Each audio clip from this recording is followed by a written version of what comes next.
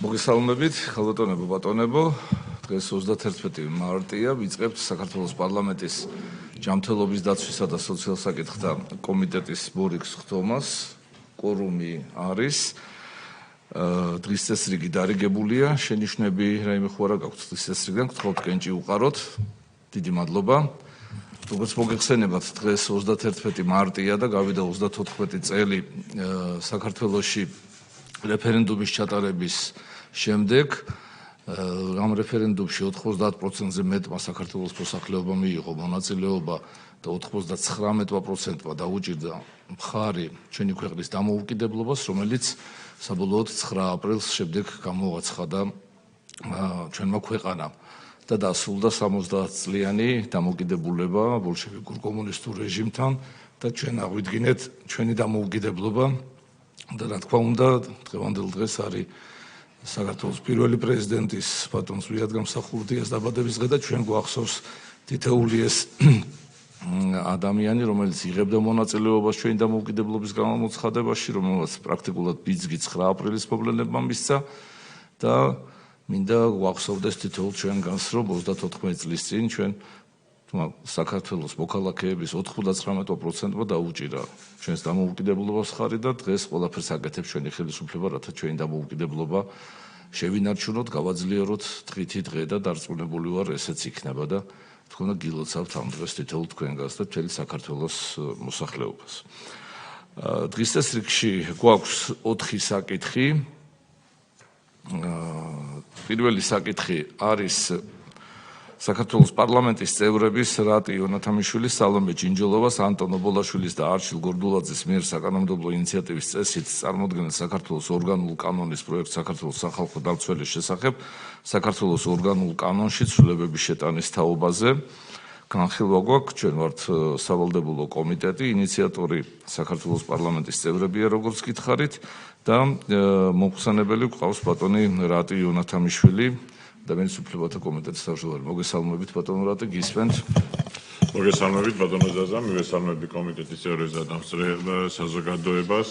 პირველი მოსმენით წარმოგიდგენთ აღნიშნულ ინიციატივას. აქვე წინასწარ ვიტყვი, რომ ეს ინიციატივა შემუშავდა საქართველოს სახალხო დამცველთან კონსულტაციით, ვინაიდან მისი სურვილიც იყო, რომ სახალხო დამცველს და სახალხო დამცველის აპარატის თანამშრომლებს კანონით გარანტირებული, ესე ვთქვათ, მექანიზმები ჰქონოდა, მათ შორის სოციალური დაცვის თვალსაზრისით, დაზღვევის თვალსაზრისით, ცხადია დაზღვევას იღებენ თანამშრომლები, მაგრამ კანონში კონკრეტული ჩანაწერი არ არის, ანუ ისეთი იგივე სტანდარტი ამ შემთხვევაში არ ვრცელდება, რაც მაგალითად პერსონალური დაცვის სამსახურის ან სპეციალური საგამოძიებო სამსახურის თანამშრომლების, ამიტომ რა თქმა უნდა ჩვენც მივესალმებით იმას, რომ ამ მხრივ კანონისმიერი გარანტიები იყოს შემუშავებული, აქედან გამომდინარე სულ ერთი ცვლილება არის წარმოდგენილი ჩვენს მხრიდან, ეს არის ორგანულ კანონში 26 პრიმა მუხლი, რომელიც დაადგენს, რომ საქართველოს სახალხო დამცველისა და აპარატის თანამშრომლის სოციალურ დაცვას სახელმწიფო უზრუნველყოფს. საქართველოს სახალხო დამცველსა და აპარატის თანამშრომლებზე გავრცელდება საჯარო სამსახურის შესახებ საქართველოს კანონით გათვალისწინებული სოციალური დაცვის გარანტიები. სულ ეს არის ამ ინიციატივის შინაარსი და ის რაც მინდოდა მეთქვა პრინციპების დონეზე, ასე რომ თუ რაიმე დამატებითი კითხვები იქნება, რა თქმა უნდა, მზად ვარ გიპასუხოთ. შეკითხვები? მადლობა ბატონო რატი. რაც შეეხება აქამდე სიტუაციას, კანონში არ იყო ეს გარანტიები ჩაწერილი, თუმცა დაზღვევას იღებდნენ რასაკვირველია დაზღვეული იყვნენ თანამშრომლები, მაგრამ რა თქმა უნდა, თუ ჩვენ ამას კანონში ჩავწერთ და ერთნაირი მიდგომა იქნება სხვადასხვა სამსახურებზე, მით უმეტეს ისეთ სამსახურზე, რომელსაც ადამიანის უფლებების დაცვის მონიტორინგთან აქვს უშუალო შემხებლობა და მაღალი პასუხისმგებლობა გააჩნია, ვფიქრობთ, რომ ეს დამატებითი мотиваციაც იქნება თანამშრომლებისთვის, ზოგადად აპარატისთვის, ამიტომ ზოგადად ერთიანი მიდგომა, ვფიქრობთ, რომ მნიშვნელოვანია განსაკუთრებით მაშინ, როდესაც სოციალური დაცვის გარანტიებზე ვსაუბრობთ. ბატონო რატი, 26 პრიმა მუხლის მესამე პუნქტი საქართველოს სახალხო დამცველი და აპარატის თანამშრომლები ექვემდებარება სავალდებულო სახელმწიფო დაზღვევას. ამ შემთხვევაში აქ ნაგულისხმებია როგორც ჯანმრთელობის, ასევე სიცოცხლის, თუ მხოლოდ ჯანმრთელობაზეა საუბარი? აქ საუბარია როგორც ჯანმრთელობის, ასევე სიცოცხლის და თუ თქვა სამსახურებრივი მოვალეობის დროს მან რაიმე დაზიანება მიიღო. ანუ ორივე იგულისხმება. კეთილი დავტოვებთ ასევე თუ ეს ამ რედაქციით. ну принципული საკითხი არის რომ სახელმწიფოს გარანტიები კანონის ფარგლებშიც გაიწეროს დამატებითი თქვა თუ როგორ ჩაიწერება ეს და როგორი დეფინიციით იქნება რა თქმა უნდა მზად ვარ კონსულტაციისთვის და ეს ვფიქრობ რომ არის მეორე მოსმენის საკითხი ასე რომ მეორე მოსმენის დროს უკვე საბოლოო რედაქციით დაგიბრუნდებით დიდი მადლობა შეკითხვები არა გვაქვს, მაშინ კენჭისყრას დავაყენებ, ვინ არის მომხრე, ხარ და ერთხმაც დიდი მადლობა წარმატებებს გისურვებთ ბატონო რატე, დიდი მადლობა. გინოც, ხარით. გადავდივართ დღის წესრიგის მეორე საკითხი, ეს არის აფხაზეთის ავტონომიური რესპუბლიკის უმაღლესი საბჭოს მიერ წარმოდგენილი საქართველოს კანონის პროექტის საქართველოს ოკუპირებულ ტერიტორიებიდან იძულებით გადაადგილ პირთა დევნილთა შესახებ საქართველოს კანონის ცვლილებების შეტანის თაობაზე მესამე მოსმენით განხილვა. ინიციატორი აფხაზეთის ავტონომიური რესპუბლიკის უმაღლესი საბჭოს იურიდიულ და საპროცესო საკითხთა კომიტეტის თავმჯდომარე ბატონი ვახტანგ ხოლბაია აქ არის ბატონო ვახტანგ გისმენთ მესამე მოსმენაზე ვართ მოგესალმებით ბატონო კომიტეტის თავმჯდომარე ბატონო პარლამენტარებო ბატონებო ქალბატონებო უპირველეს ყოვლისა მე მინდა დიდი მადლობა გითხრათ თქვენ როგორც წამყვან კომიტეტს ხარდაჭერისათვის რომელსაც მე ვგრძნობდი მთელი ამ ხნის განმავლობაში თვე მიმდინარეობს ამ საკითხთან მსჯელობა დაკავშირებით და ყოველთვის გქნობდით ამ ხარდაჭერას კომიტეტში და პლენარულ მადლობა მინდა მოვახსენო კომიტეტის აპარატს ბატონო ზაზა რომელიც აქტიურად იყო ჩართული ამ პროცესში და საბოლოოდ ეხლა დოკუმენტი რომელიც წარმოდგენილია როგორც პროექტი ეს არის შეთანხმებული პარლამენტის იურიდიულ კომიტეტთან ასე რომ ეს პროექტი არის ის რაც შესაძლებელია გავიდეთ პლენარულ სტომაზე რამე თუ ყველა შეთანხმების პროცესი გავლილი აქვს მას მადლობა ცვლილებები რა არის ბატონო ვახტანგ რედაქციული ცვლილებები იყო მეტი სხვა არაფერი კეთილი სხვა შეკითხვები კომიტეტის უბრალოდ კიდევ ერთხელ მინდა როგორ ვთქვა თვითკმაყოფილმა არა მაგრამ მადლიერმა ყველა იმ ადამიანის მიმართ ვინც ეს გაზრახულობა კანონში აღნიშნა ბატონო ვახტანგ თქვენ და ყველა იმ ადამიანს ვინც იღვაცა ყველა გასაგონად ყველა ადამიანს თავისი გამოვლილი ცხოვრებაში შანსი აქვს დააგროვოს ძალიან დიდი სახელი და თავისი ნამოღვაწით შთამომავალ მემკვიდრეს დაეხმაროს. აი ყველა ის ადამიანი, რომელმაც დააკასია მითითებული კანონში, რომ იმ დიდი გაჭირვებიდან გამოსვლის გზაზე, რომელიც პირად დაკმაყოფილებას ეხება ამ შემთხვევაში, მათი სახელი არ უნდა დაიკარგოს და ეს მადლობელი ვარ ამისათვის. ეს კიდევ ერთხელ ღმერთმა აგვაცილოს ყველა გაჭირვება, მაგრამ ყველაფრის მზად უნდა იყოს ქვეყანა, ხელისუფალი, საკანონმდებლო სივრცე, ადაპტირებული უნდა იყოს და კიდევ ამ გამოცდილებამ დაგვიგროვა ჩვენ საკმაოდ ჩვენთვის მისაღები ფორმა თანადგომისა და ეს აისახა ამ კანონში. რასაკვირველია მხარდასაჭერია. დიდი მადლობა. პირველ რიგში რა თქმა უნდა მოგესალმებით და მივესალმები ამ კანონის შინაარს თხოვნა მექნება თქვენთან ერთად. არიან ადამიანების დიდი ჯგუფი, რომელიც აი კონკრეტულად ამ სხდომის სტრიმს ადევნებს თვალყურს. ჩვენ ყველამ ვიცით შეთანხმებულიც არის, ასეც არის, ისეც არის, მაგრამ რაღაცა ძირითადი აზრი კიდევ ერთხელ რომ დააფიქსიროთ, რას ეხება ეს კანონი საზოგადოების იმ ნაწილისთვის, რომელიც მარტო ამ სტრიმს უყურებს და ვერ გაერკვა, რას უყრით კეფს. ეხლა თუ ეხლა კი ბატონო როგორც თქვენ სამოქალაქო განეთ რო თქვა საქმე ეხება იმ ადამიანებს რომლებსაც აქვთ შეტანილი განაცხადი შესაბამის სტრუქტურებში და ამ ადამიანებს შორის არის ის ადამიანის რონება რომელსაც თავისი წარსული ცხოვრებით აქვს შესაბამისი ქულა შეძენილი. ეს არის ინვალიდობა, ეს არის ომის მონაწილეობა, ეს არის აფხაზეთობა, ეს არის დევნილობა, ეს არის თქვათ დაავადება და ასე შემდეგ. და საკმაოდ რაოდენობის ქულა რო დააგროვა, ის არის შესაბამისი რიგის მფლობელი.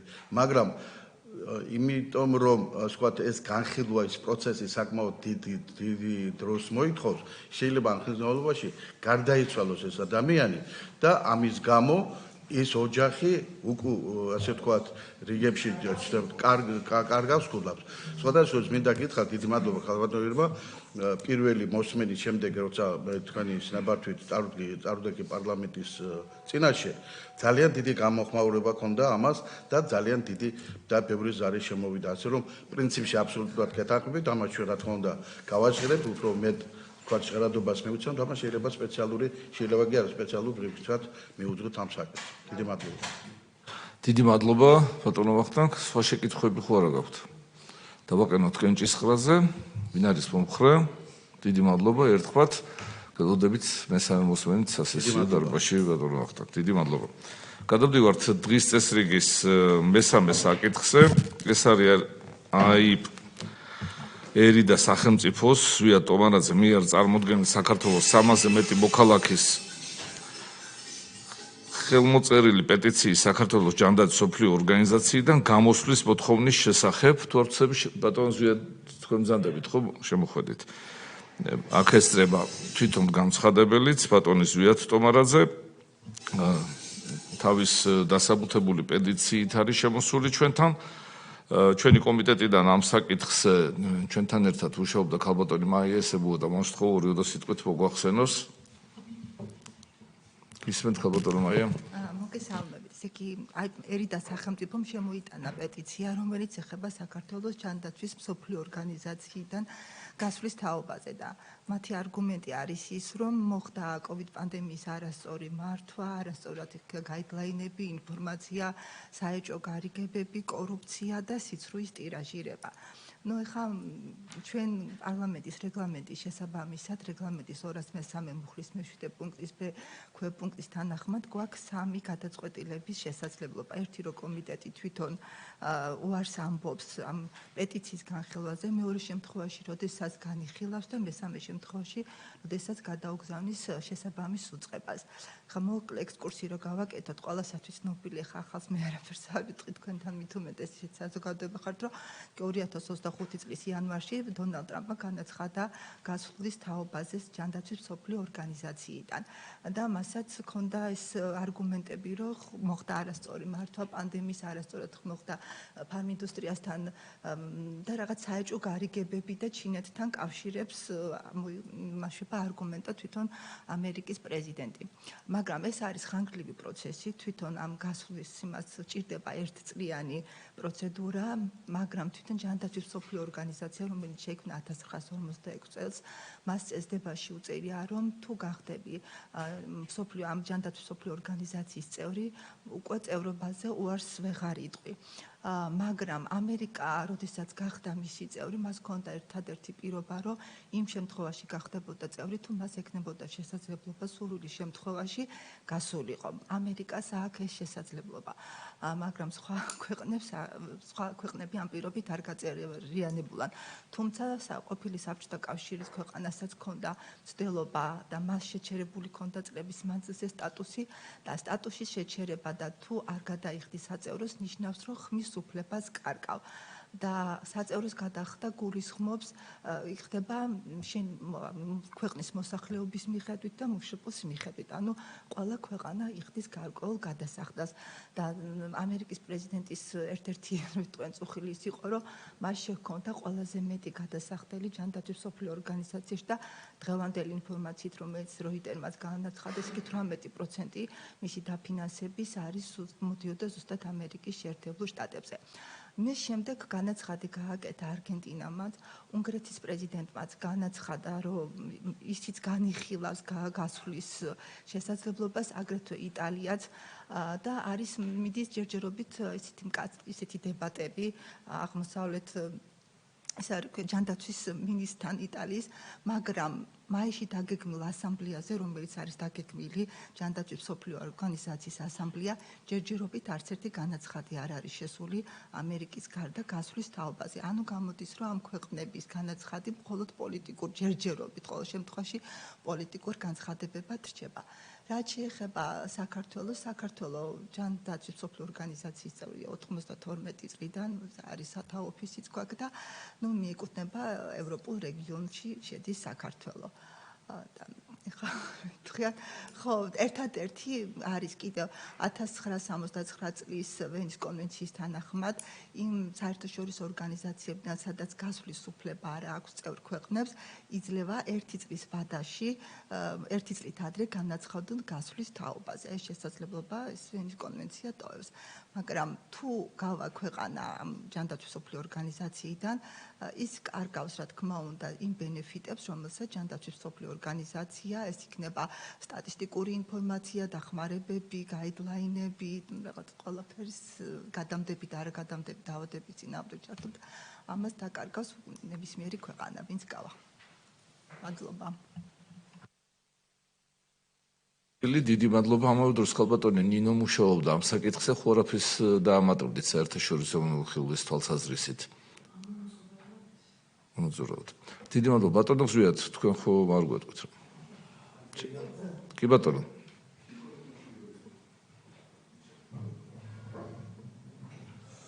მოგესალმებით. მოგესალმებით. მადლობა ინფორმაციისთვის. მართლაც ამომწურავად ისაუბრეთ და ითქვა ის ძირითადი საკითხები, ის მიზეზებიც, რის გამოც დაიწერა ეს პეტიცია და რის გამოც ვითხოვთ გამოსვლას. ეს ძალიან საზოგადოების ფართოფენებისთვის სრულიად ნაცნობია და ამას ადასტურებს აი ეს ქვეყნები, რომლებიც თქვენ ჩამოთვალეთ. რაც შეეხება ერთადერთ საკითხს, რომელსაც მე აღვნიშნავ, ეს არის თუ გახდები ამის წევრი, შემდეგ ვეღარ გამოხვალ, სამართალში ასეთი რაღაც არ არსებობს ფაქტობრივად და თუ დაუშვათ ესეთი რამე წერია, ეს არის სრულიად კაბალური ხელშეკრულება და ჩვენ მაინც შეგვიძლია გავაკეთოთ განაცხადი, ისევე როგორც გააკეთა ამერიკის შეერთებულმა შტატებმა და ისევე როგორც ამას აპირებს სხვადასხვა ქვეყნები, რომლებიც ჩამოთვალეთ და შემდეგ უკვე თუ არ გაგვიშვებენ, ჩვენ აღარ შევასრულებთ მათ დირექტივებს. რაც შეეხება ბენეფიტებს, დიახ, არის ბენეფიტები, თუმცა აქ არის რომელი უფრო მეტი სიკეთეა. აქ დარჩენა და იმ შემდეგ გაგრძელება მათი ასე ვთქვათ, საქმიანობის და დირექტივების შესრულება თუ და ბენეფიტების მიღება თუ დარჩენა. აი ეს არის აქ მარტივად გადასაწყვეტი საკითხი და როდესაც დღევანდელი ხელისუფლება საუბრობს deep state-ზე, ყველაზე მთავარი deep state-ი არის ჯანდაცვის მსოფლიო ორგანიზაცია. აი ეს მინდოდა მეთქვა, უყურეთ, მადლობა. დიდი მადლობა ბატონო ზვიად. ჩვენთვის რა თქმა უნდა ნაცნობია კომიტეტისთვის და პარლამენტის წევრებისთვის ის განცხადება, რაც ამერიკის შეერთებული შტატების პრეზიდენტმა გააკეთა. ასევე გვაქვს ინფორმაცია არგენტინა, იტალიის, უნგრეთის შესახებ, მაგრამ ოფიციალური განცხადებები არ გაკეთებულა ჯერჯერობით. ვიცით ასევე ჯანმრთელობის მსოფლიო ორგანიზაციის ჩვენ ქვეყანასთან მჭიდრო ურთიერთობა და თუნდაც ბოლო ორი მნიშვნელოვანი, რაც ჯანდაცვის მსოფლიო ორგანიზაციის ევროპის ბიურომ გამოაცხადა საქართველოს მიმართ, ეს იყო ჩვენი დამსახურება, მნიშვნელოვანი პროექტები, რაც ონკოლოგიის მიმართულებით და რეფერენტული ფასების დაწესებით იქნა გამოწვეული და პირდაპირ შესყიდვებით ევროპიდან ონკოლოგიურ პრეპარატებზე და ასევე ის, რაც მალარიასთან დაკავშირებით გამოაცხადა საქართველოს მალარიისგან თავისუფალი ქვეყანა. თუმცა ვიცით, რომ კოვიდთან პერიოდში სერიოზული გამოწვევები იყო თელ მსოფლიოში და მათ შორის საქართველოშიც, რომელსაც ჯანმოუძღვებოდა. ვებრძოდით ერთად უხილავ ტერს და რა თქმა უნდა ძალიან ბევრი გამოწვევა და კითხვის ქვეშ ნიშნები ჯერ კიდევ არსებობს ამ საკითხთან დაკავშირებით. კომიტეტს სხვა მოსაზრებებით წევრებს ხომ არა გაქვთ, მითხარით? მივესალმებით ჩვენს სტუმარს, ის სტუმარი არ არის ჩვენი ოჯახის წევრია, ამიტომ მას აქვს როგორც საზოგადოების აქტიურ წევრს პეტიციის წარმოადგენის უფლება. ჩვენ გვაქვს ჩვენი აზრის გამოთქმის უფლება. დღეს როგორც თომა გახსნა ბატონმა ზაზამ კომიტეტის თავმჯდომარემ მიულოცა საქართველოს დამოუკიდებლობა. აი ეს რეფერენდუმი ერთსულოვნება აბსოლუტური, აი 90%-ზე მეტი ადამიანიდან 99%-მა თელ კონსტრუქციაში ყველა დონეზე საქართველოს დამოუკიდებლობა ირჩია ეს ეკლიანი გზა, მართალი გზა, სადაც დამოუკიდებელი და სუვერენი უნდა ყოფილიყო შერწყმული და დიახ, ამ დამოუკიდებელმა საქართველომ პირველი რაც გააკეთა გაეროში გაერთიანდა, გაძევრიანდა ჯანმოში. სავსებით სამართლიანად ეხლა ჩვენ აქ ლოგიკური ადამიანები ვართ, რომლებიც მსჯელობთ და ხელგვეწიფება ჩვენი აზრი მისასვლელ ენაზე დავაფიქსიროთ.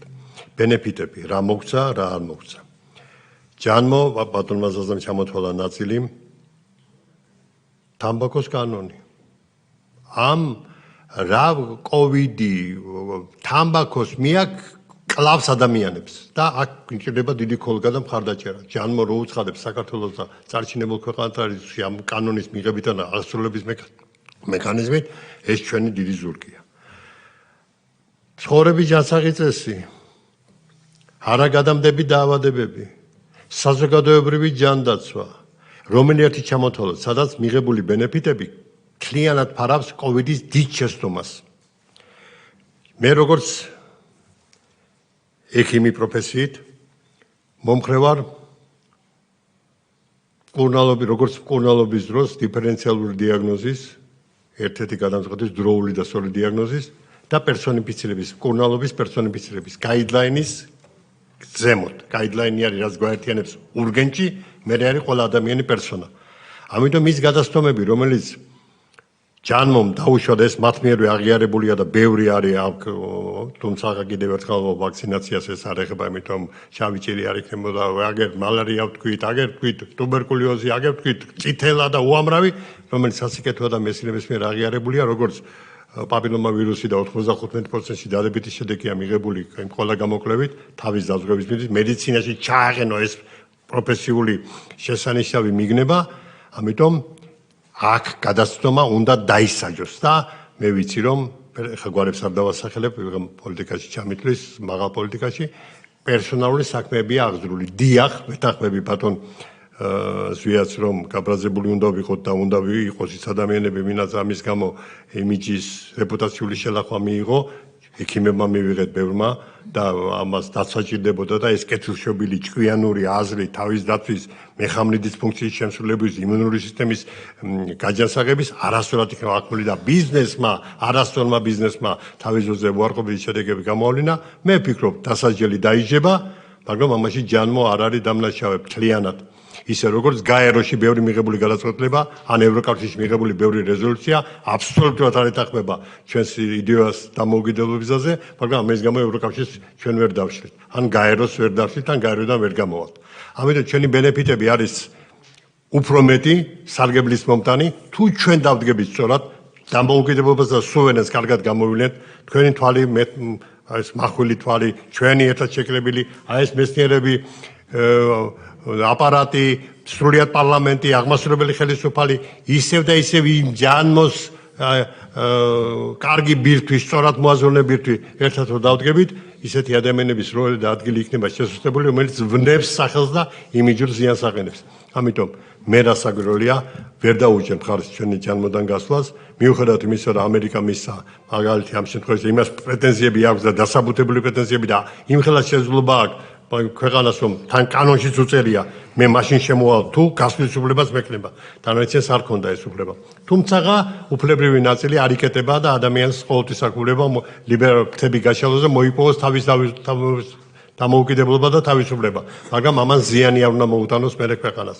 ჩვენ ჯერ ცხელგულზე არ მინდა მივიღოთ ეს გადაწყვეტილება, გვაქვს შანსი, უამრავი შანსი, რომ ის ბენეფიტები სასიკეთოდ გამოვიყენოთ, ამიტომ ჩემი აზრით, მე როგორც ერთი და თან მეგობარი აქ წარმოდგენილი ჩვენი სტუმრის სტატუსით ადამიანის, მაქვს ჩემი აზრი დავაფიქსირო, მას ეს არ ეწყინება და არც იმ სამას ხელმომწეს არ ეწყინება. ჩემი აზრით, იმიტომ რომ მე გულწრფელი ვარ, როგორც ისინი არიან თავის გულწრფელი, მე ჩემი ქვეყნის ხვალინდელ დღეზე, ზეგინდელს, მაზეგინდელ დღეზე ვფიქრობ, რომ ესაც სინდისერება და მორალი მეტად უნდა მოიმატოს და გლობალისტური ყველა მიდგომა უნდა გამოიყენოს ყველა დამოუკიდებელმა და სუვერენმა სახელმწიფომ თავის სასარგებლოდ. ყველა ბენეფიტი.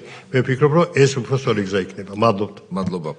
საქართველოს პარლამენტის რეგლამენტის თანახმად, იცით ჩვენ არაერთი პეტიცია გაგვიხილავს, ჩვენ გვაქვს სამი მომენტი. აქ პირველი რომ არ მივიღოთ პეტიცია, მეორე მივიღოთ და ჩვენ განვიხილოთ კომიტეტმა და მესამე საკითხი ეს პეტიცია გადაუგზავნოთ ჯანმრთელობის დაცვის სამინისტროს და მასთი პოზიცია გავარკვიოთ. ამიტომ საქართველოს პარლამენტის რეგლამენტის 200 მესამე მუხლის, თუ არ ვცდები 200 მესამე მუხლის მე-7 პუნქტის B ქვემპუნქტის თანახმად წინადადებით შემოვალ რომ ბატონ ზვიად მაისურაძის და მისი ორგანიზაცია ერი და ტომარაძის პაპატით ტომარაძის ერი და სახელმწიფოს პეტიცია გადაუგზავნოს ჯანმრთელობის დაცვის სამინისტროს და მოხდეს მისი განხილვა უკვე და ნახოთ მათი პოზიცია. ვინ არის მომხრე რომ ეს გადაწყვეტილება მივიღოთ გთხოვთ?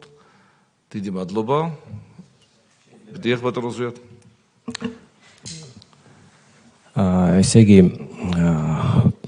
მე მინდოდა სურვილი იყო ჩემი და არა მხოლოდ ჩემი მე მოსული ვიყავი სამ ექსპერტთან ერთად რომლებიც დაასაბუთებდნენ ჯანმოდან გამოსვლის აუცილებლობას და თუმცა ეს განხილვა აქ არ შედგა და ეხლა მიიღეთ გადაწყვეტილება რომ ეს გადაეგზავნოს ჯანდაცვის სამინისტროს. ვინაიდან პარლამენტი გარდა კანონშემოქმედებითი საქმიანობისა ასევე და აღმასრულებელი ხელისუფლების კონტროლისა ასევე ასახავს ქვეყნის საგარეო და საშინაო პოლიტიკის ძირითად მიმართულებებს. მას ასევე დენონსაციის და რატიფიცირების საკითხიც ევალება და ვინაიდან შემდეგ სხვადასხვა სამინისტროები, მათ შორის ჯანდაცვას მოქმედებს სწორედ პარლამენტის მიერ მიღებული გადაწყვეტილებებით. შესაბამისად, მე მიმაჩნია, რომ ჩემი აზრია, რომ აქ უნდა მომხდარიყო განხილვა, იმიტომ რომ ჯანდაცვის სამინისტრო არის აღმასრულებელი ხელისუფლება და გადაწყვეტილება ამ საკითხზე უნდა მიღებულიყო საქართველოს პარლამენტში. ეს ჩემი აზრია. და მინდოდა ამის დაფიქსირება. თუმცა მოგეხსენებათ ჩვენი რეგლამენტის თანახმად ეს საკითხი გამოტანილი იყო ჯერ კიდევ 4 შაბათის შემდეგ ჩვენ საიტზე რომ ვიხილავდით ამ საკითხს, თუ კი ვინმე სურდა შემოსვლა და დაგვიანებით მოვიდა პარლამენტში სამწუხაროდ მე ვეღარ უკვე დაუშვებდით საშს და თქვენზე გავიგეთ და დაუშვით იმ სამ ადამიანზე თუ კი თქვენ თვლით რომ ისინი ექსპერტები არიან შეგიძლიათ განაცხადოთ ეს საკითხი და ჩაერთოთ მათთან ერთად განხილვაში ჩვენთან ერთად სამინისტროსთან ერთად და ეს საკითხი გავაგზავნოთ განხილვაში ჩვენ არ გვიუარყვია არაფერი ჯერჯერობით მხოლოდ საკითხის შესწავლისთვის და პოზიციის დასაფიქსირებლად მივეცით ეს საკითხი განსახილველად და თავის პოზიციის დასაფიქსირებლად ჩვენს სამინისტროს. ამიტომ არაფერი თქვენი წინადადება ჯერ უარყოფეთ არ. ანუ დავაზუსტებ თუ შეიძლება, ანუ განხილვა როდესაც იქნება ჯანდაცვის სამინისტროში შეუძლია იმ ადამიანებს ჩაერთონ ამ განხილვის პროცესში. არეგულირებს ამას სახელმწიფოს მთავრობა და სამინისტრო. ამიტომ შევეკითხებით ჩვენ მაგ საკითხს და თქვენ შეგიძლიათ მიმართოთ, რატო არა? კი ბატონო, კარგით, მადლობა. მიიღებთ მათგან პასუხს. დიდი მადლობა. მადლობა ბატონო ზვიად. სხვა საკითხები ხო არაფერი გაქვთ კომიტეტის წევრებს. დიდი მადლობა. დღის ამით საკომიტეტო მოსვენით გიდათ? მე რა გავაგზავნოთ. ამით კომიტეტის დღის წესრიგის საკითხები ამოწურულია, სხდომა დახურულია.